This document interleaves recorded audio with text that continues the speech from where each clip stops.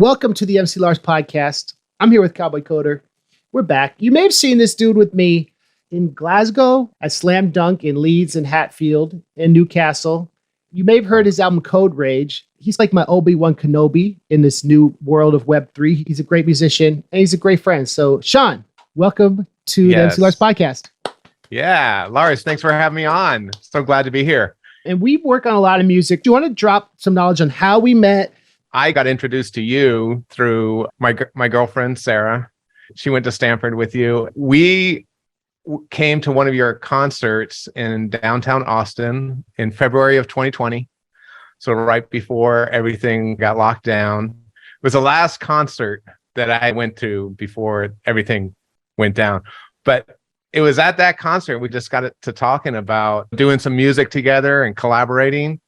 And it just went from there. And the beautiful thing was about COVID had us all working remotely. So it was really easy for us to like blend that lifestyle into working together.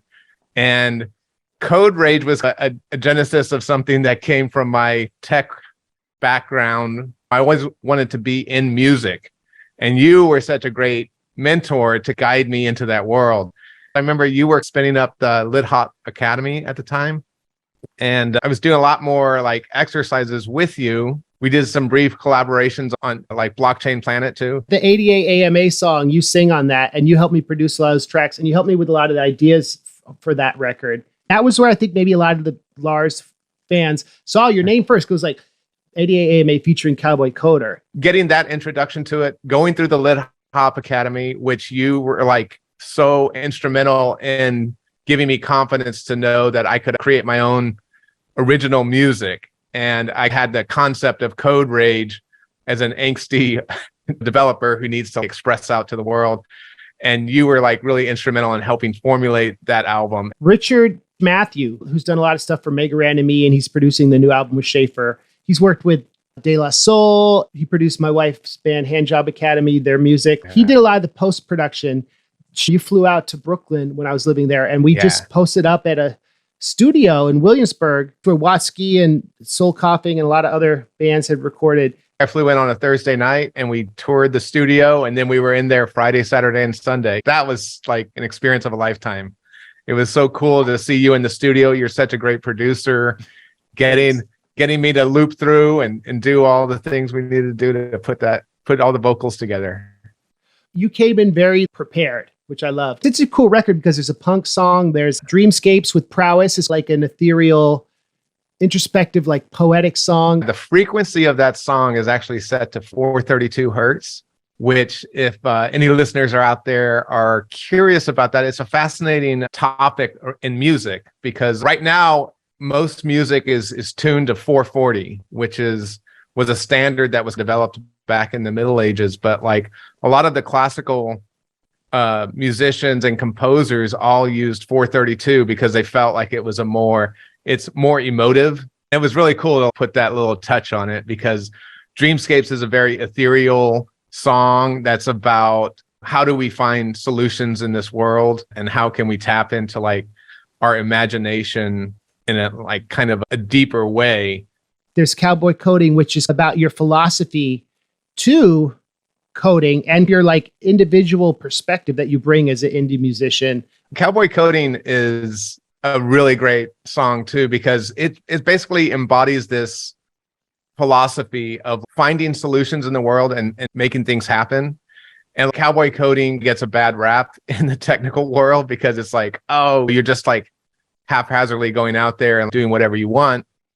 But that's not really what I'm trying to emphasize on this song. This song is more about taking a framework that you have to work within and basically like making your own rules in a way that you create value. Because a lot of frameworks that do get put into like developers, it constrains their creativity. So it's all about like Cowboy Coding is all about breaking through and finding your creative spark to like either develop or create music. And so that's why I love that song, because it kind of intersects those two worlds. It's like developing and creating music come together in that song, because it's like you're doing your own thing, you're breaking out, you're breaking free of the constraints that are put upon you.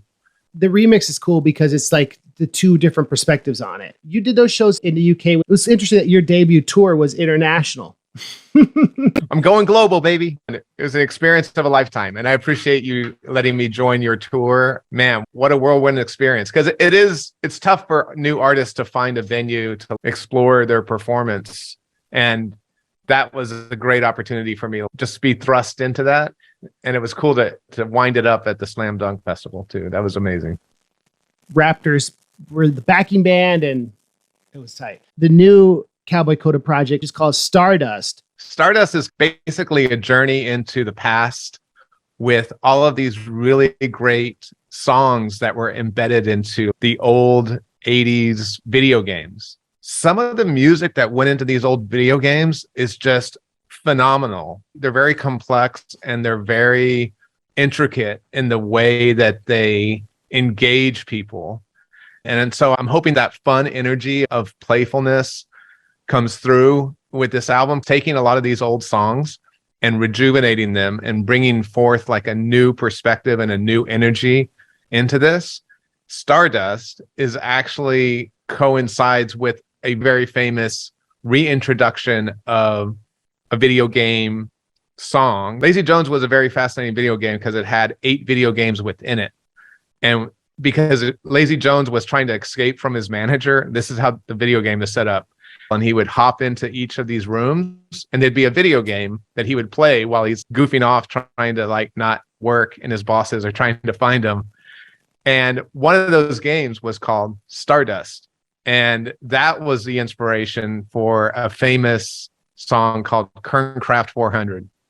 And we did do a remix of that as well. It is out on YouTube with our anime cover on top of it. So that's the Akira video, right? The Cowboy Coder YouTube channel is dope. Like we took anime songs that fit the vibe of these video games that you covered. We've been doing this project, Fiona Snapple, where we take pop songs and do black metal hyper pop. So it's like screaming with a singer and Fiona Snapple's Scandinavian. We created this whole fake story about Fiona Snapple. So Kernkraft 400 was you and Fiona Snapple doing the song. But the Kernkraft 400 has a unique copyright history because it's taken from Lazy Jones, but they had to pay a sum to get the publishing. And then there's a great Vice documentary that shows how there's the sports chant remix with the singing. We did the Fiona Snapple cover. You and Fiona Snapple did the remix. You get a cover license and you get a mechanical license. And the dude who runs the label wasn't feeling that. It got 100,000 plays. It was popular. Yeah, it was. Yeah.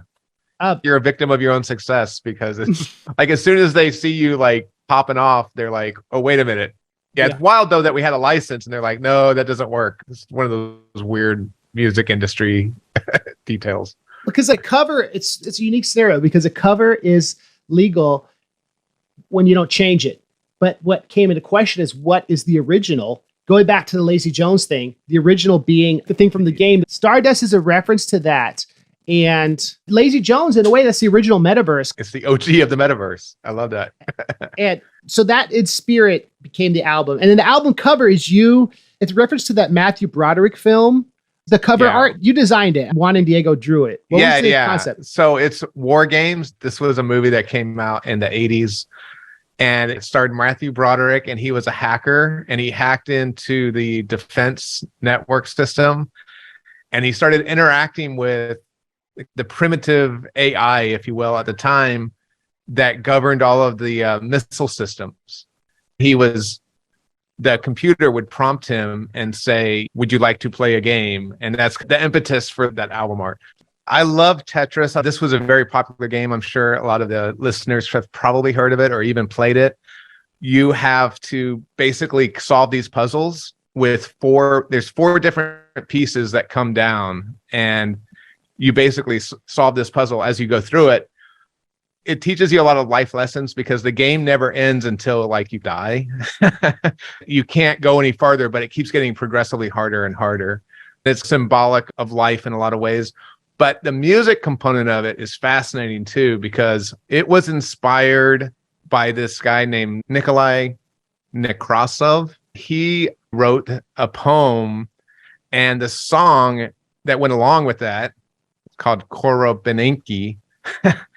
This song was a Russian folk song, and that's how it got embedded into the actual video game.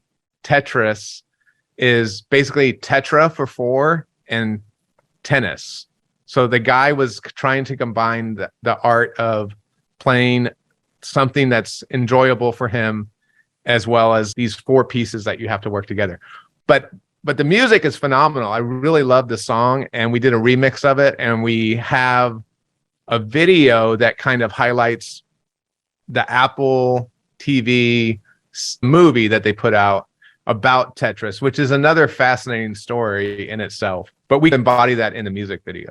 It's cool because you're someone who knows a lot about tech, about Web3, and Tetris is literally a chain of blocks. It's a blockchain. Yeah.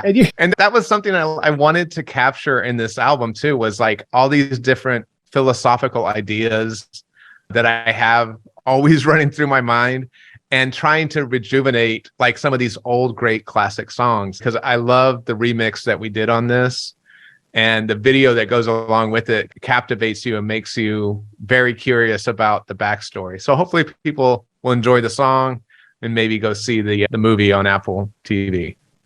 It's a great cover, hardcore, high energy. It kicks the record off. We drop into this kind of chill hip hop cover of the great Giana Sisters theme, which, some background on this, is a little lesser known game, a Mario parody spin-off that came out for the Commodore 64. You realized you like the theme of song a lot, right? It's basically the story of this girl who's having a dream, and she's looking for her sister in this dream. There's 33 levels in this game, and when you finish it, the sister comes and wakes you up, and you realize you're in a dream. Whoa, this is like meta. There's an underworld and an overworld. So there's this theme of as above, so below, intertwined into the game. It's got so many different aspects to it. It almost brings you into this mystical kind of experience in terms of how it flows. And we've done a pretty cool animation with it as well that kind of brings in some of these mystical elements. There was this Polish rapper named Denise who sampled it in 2006 on this song called Neckum.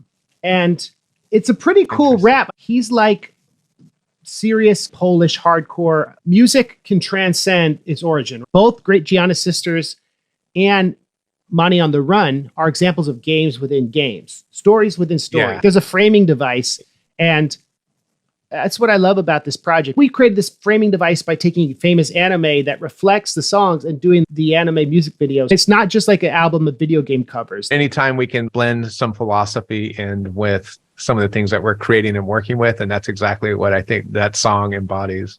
Then you covered a NES classic that all the kids with their ray guns who worked on the Duck Hunt cover. Talk about that one. There's some personal elements for me as well. There was a group of people I used to play this game with back in the day, and you can hear it if you listen closely in the background on this song. So that's really cool.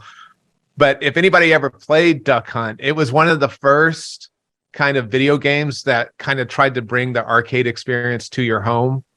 And you had this little device that was like, it was almost like a first-person shooter that would actually allow you to shoot at the screen when these little ducks would fly around. And the thing that was really funny about this game was like, if you missed, like the dog would come and it would like taunt you and laugh at you.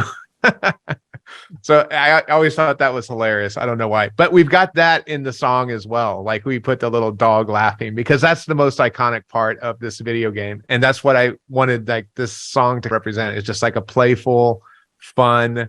That's what I used to do. So that one has a lot of like personal elements for me myself on it. And also what's fun about this cover, I think that's cool, like a tag on there. But when I think of Duck Hunt, the theme music doesn't stand out to me as much as it does for like Mario Brothers or something. But when you made this cover, I was like, oh, the theme music is good. So it was like a surprising twist. I haven't heard like an EDM cover of the Duck Hunt theme ever, so. Probably never will again, but yeah.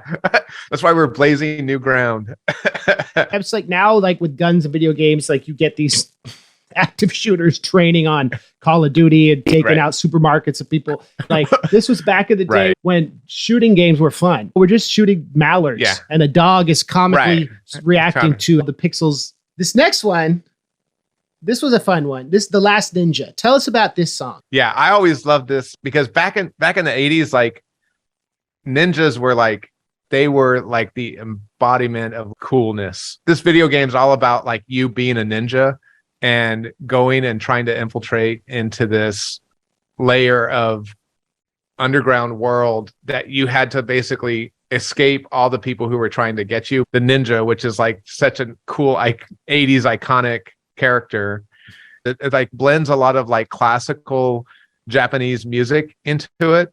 The game was more like around exploration and puzzle solving as well. So it had these three components to it. But then you had the martial element of like your ninja skills would come into play whenever like you'd get too close to an opponent. You could flip them or throw a throwing star at them and stuff like that. I always was fascinated by ninjas. And I think that's what just gravitated me towards this particular game. So this game came out in 87 and it has an interesting 3/4 view because a lot of Mario and stuff is side scrolling.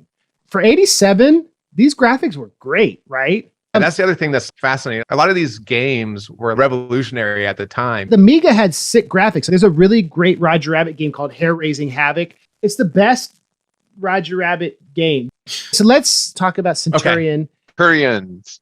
They're trying to thwart the efforts of Doc Terror, who's trying to build like weapons. It's basically like a top-down shooter game where you're basically seeing it from an expanded view and you're trying to basically take out these guys that are like trying to build weapons. And so you're trying to basically be the Centurion of the earth, if you will.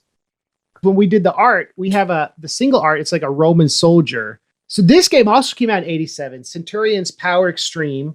And it's like Gauntlet. It's if anyone's familiar with that game. You go through a series of screens just like in Gauntlet and stuff like that. What was your favorite gaming platform when you were growing up?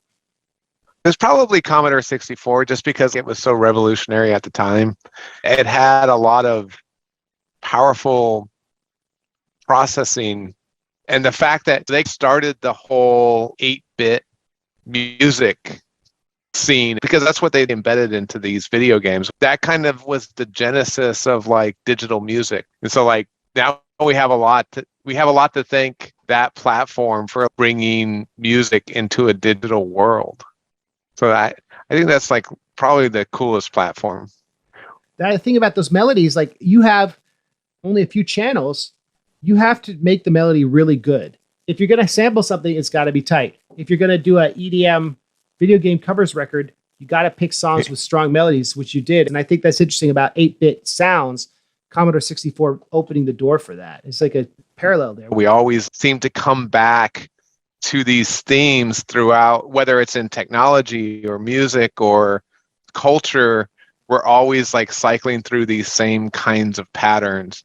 And it's fascinating to me what makes one thing take off and another thing not. Why didn't Commodore 64, why didn't they see, hey, maybe digital music is like why don't we go chase down that industry? But it's just fascinating to me how everything feeds off of itself and they take ideas from different places and you never know which one's ultimately going to end up winning that race.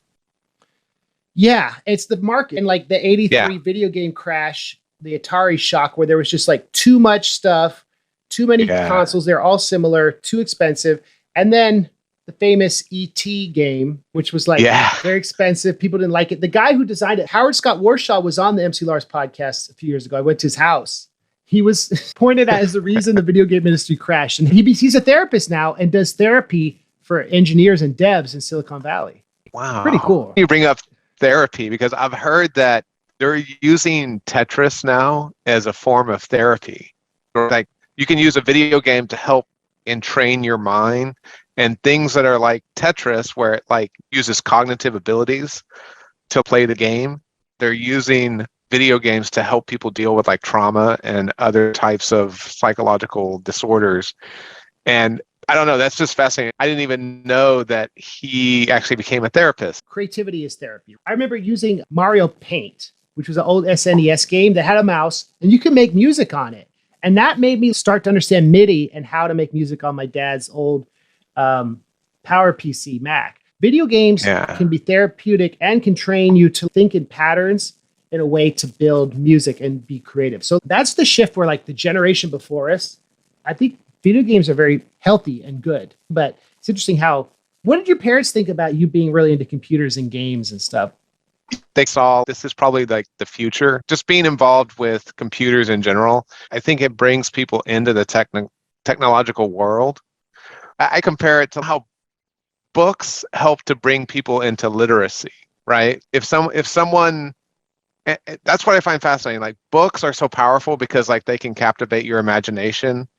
And I think it helps for people to engage and be literate. Computers is the same. And now to work in this world that we're living in, that's another form of literacy. It's like, how well do you interact with a computer? And I think gaming is like books are to literacy. I think my parents viewed it that way too. They're like, well, he's learning computers and computers are going to be the future, even if it was just for video games.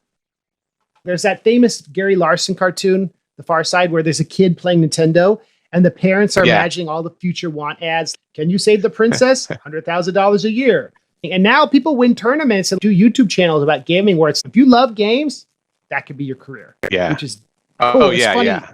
Had that went full circle. When I was working with Henry Jenkins, who's a communications professor at Annenberg at USC, when we were doing the stuff for the TED Talk, a lot of his work focuses on transmedia. And it's this idea that like when we were Neanderthals, young babies are taught to play with toy spears and toy bows and arrows. So when they become adolescents, they're ready to go hunt the mammoth to get the mammoth meat. So you play in a way that makes you ready for that sort of way of surviving. Being primed to have that digital literacy is just as important. Being able to make beats and create more, consume less media, create media. And it's interesting, like your career, you were always a musician. You played in bands all through college and you did music. And then you went down like a developer engineer route. And now music's your full-time profession. So gaming got me into technology, got me thinking in abstract ways. And I think like music was always like this creative outlet that I had that I felt like I could connect with my creativity in a different way. And getting into the tech world and like developing I always felt was very similar to being creative because you have to think in very abstract ways to be like a really good developer. And so all of these things, like the confluence of like music, technology, and development, it's all something that's just been part of my journey in life.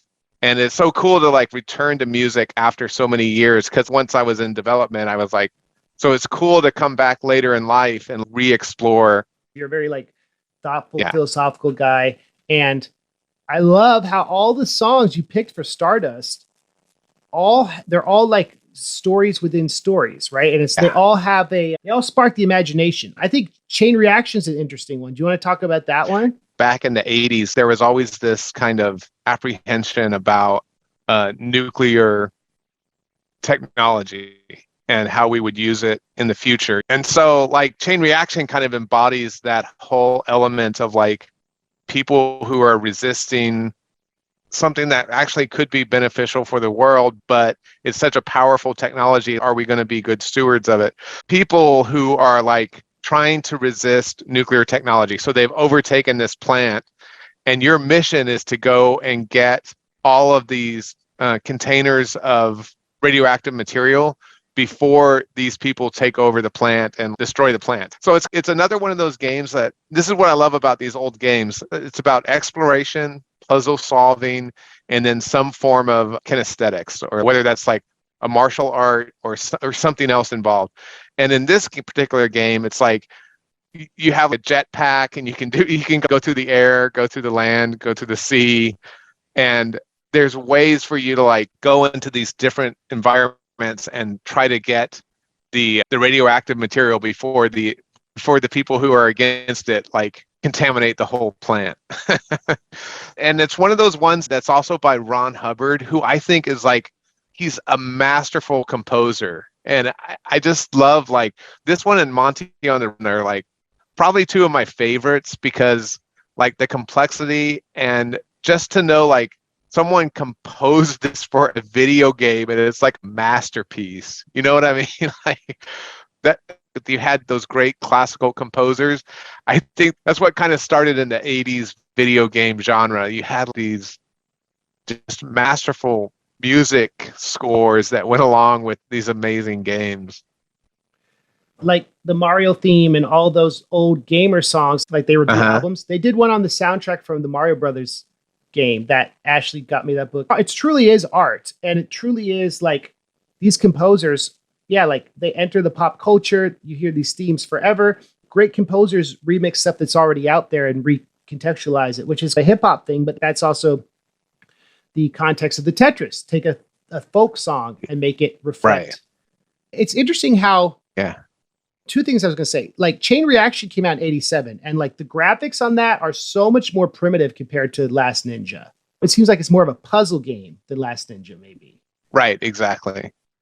And so it is fascinating how they like these games all have similar components, but like they put the emphasis on something, like whether it's puzzle solving or whether it's like kinesthetics, which would be like martial arts. Yeah, how they reflect our culture, like you said, about fear about the nuclear war, or right, like invasion. I remember I took a class on the history of American cinema. One of the themes was like the movies that are made reflect the times. And when we took like Akira to remake that for your Kernkraft video, that reflects the trauma of a post-nuclear world in Japan. And like the first invasion of the Body Snatchers came out in the 50s was very much like a commentary on communism, the fear that like post-World War II, communism was going to take over everyone and snatch them away. And that was like, that movie has themes of that. Then they remade it in the 70s, and there was a lot of apprehension about cults and like the post-utopian hippie movement and like Jim Jones and all that. So like the theme is, okay, are cults going to take over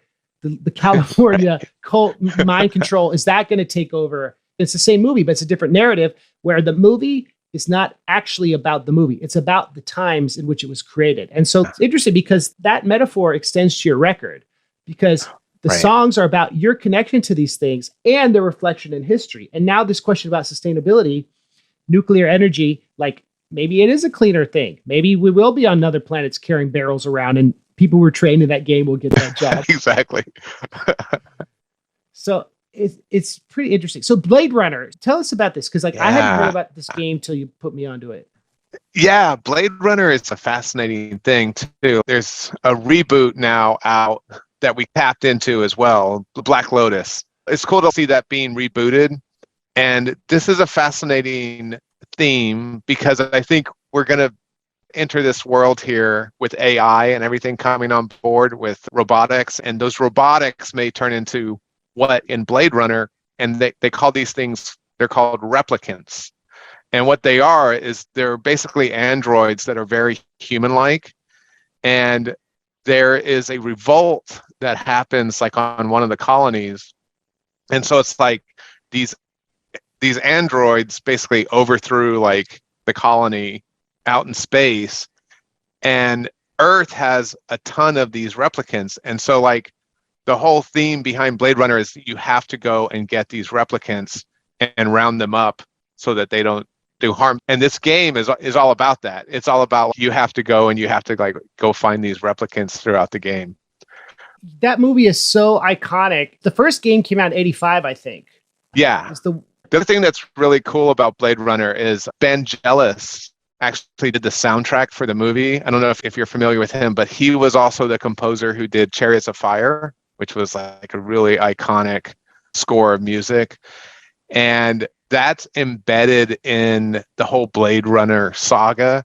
And I just wanted to like kind of mention that because Vangelis is like a really amazing composer. And like the fact that there's an element of that present in the game and the song itself is like really cool to me.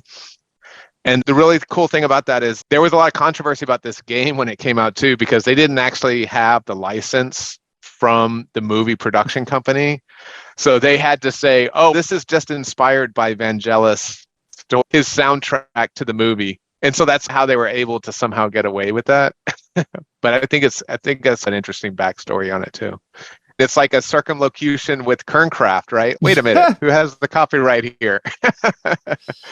Blade Runner was based on Do Androids Dream of Electric Sheep by Philip K. Dick, who's been very prescient in like a lot of things he predicted, like stuff about surveillance with Minority Report and Scanner Darkly, and like AI, like you were talking about, and a lot of themes in Philip K. Dick he predicted came true, which is why, in my opinion, it's very much in the consciousness. A lot of the science fiction stuff that the authors wrote about. So, Monty on the Run. Do you want to talk about this remix? This one is our longest song.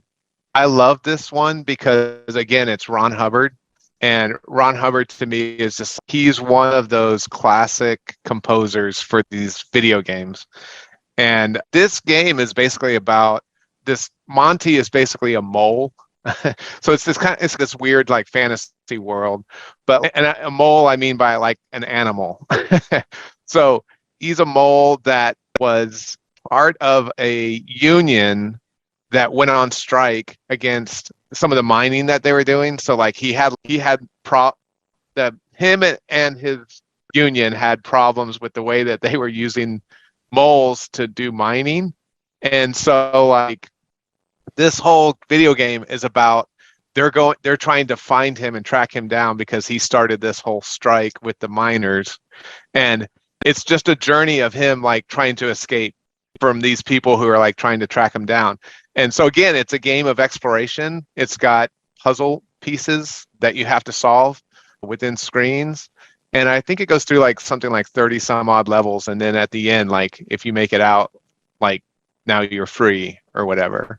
So it's cool. It's got a lot of really interesting puzzles that you have to solve, and it's just a really fun video game. But the song itself is really quite epic because it very much reminds me of some of the old like Bach or Beethoven style composing, because there's many different complex melodies throughout this whole song. And you're right, it's like our longest song because it really was like that long in the video game. A lot of video games just have a simple little beat, a melody that might repeat through the whole game. But this is like a true composition experiment. Yeah, the themes change. When you sent this to me, I was like, wait, is this two songs you bounce together on accident? Yeah, exactly. That's what it feels like. I thought that this song was cool because also the game, this is a game I learned about from you. It's very surreal, right? It's like a surreal concept. You're a mole named Monty who led a labor strike, and then you're on the run because of the labor strike.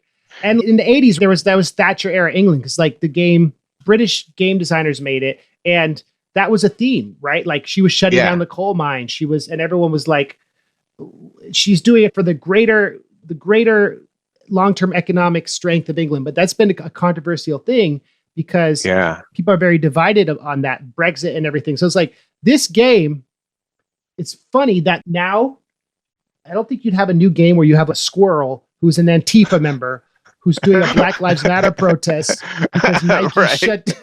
You know what I mean? Like, politics, it's cool. It was cool that in the 80s, politics and mainstream game could go like that. Yeah, exactly. It's really cool that you could have some of these social commentaries embedded within a video game. And people could enjoy it just as a form of escape. And education, like about the power of big business. And I thought that would be interesting to end with some metaphors, how Monty Mole is like Cowboy Coder, because he goes from problem-solving engineering to like becoming a voice for freedom and expression. Like you went from engineering to being a full-time songwriter. This idea of he switches careers. Exactly. And he's an optimist who has to solve all these problems. And as a songwriter, as you're independently figuring out how to promote your music and you're doing different styles of music, I was wondering, do you relate to Monty Mole at all, or is that a far-fetched metaphor I'm trying to draw? No, I think that's a fair assessment. Yeah, Monty was like trying to be a voice for the people, and so there's a lot of things that go along with that. But it's also like the cool thing about, I do feel like there's an analogy there where it's like navigating the musical world, something that's you haven't really explored for many years, but now like your background gives you all these tools to explore it. And yeah, I think that's a good analogy. That's Stardust. It's streaming everywhere. Be sure to subscribe to Cowboy Coder's YouTube channel. I hope all the listeners really enjoy it and can embrace some of these themes that we were talking about and can see them as they enjoy the music and the videos.